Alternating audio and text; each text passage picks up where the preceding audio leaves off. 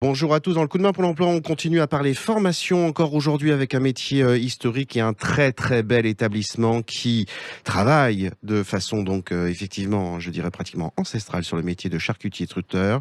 Nous franchissons les portes du CEPROC pour y accueillir ou y rencontrer plutôt son directeur général Xavier Geoffroy. Xavier Geoffroy, bonjour. Bonjour Monsieur Laverny.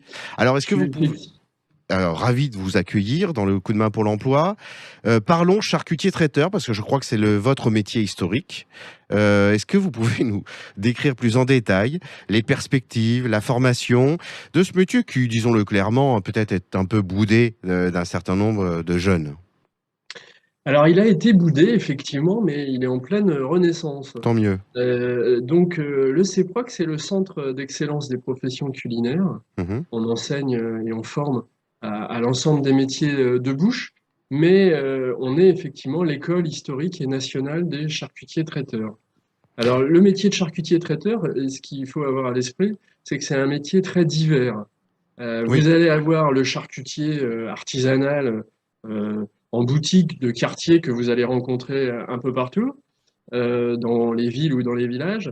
Le charcutier qui va être plutôt spécialisé sur les marchés. Le traiteur événementiel qui est Mhm. lui celui qui va vous faire le repas pour votre mariage, des cocktails pour vos entreprises ou des réceptions pour vos familles.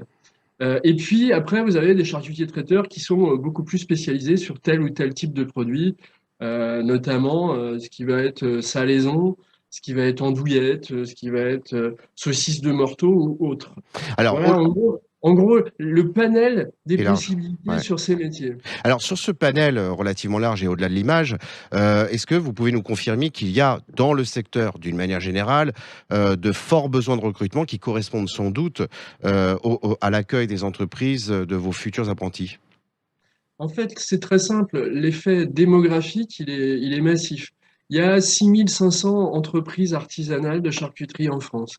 On estime qu'il y a 40 à 45% des chefs d'entreprise de ces entreprises qui vont partir à la retraite là Mmh. dans les années qui Ouais. viennent, Mmh. parce qu'ils ont autour de 60, 65 ans et qu'ils ont commencé à travailler tôt. Mmh.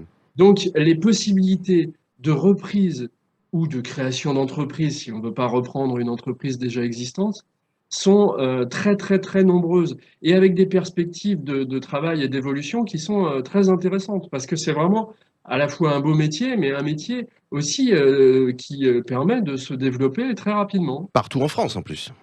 Absolument, absolument.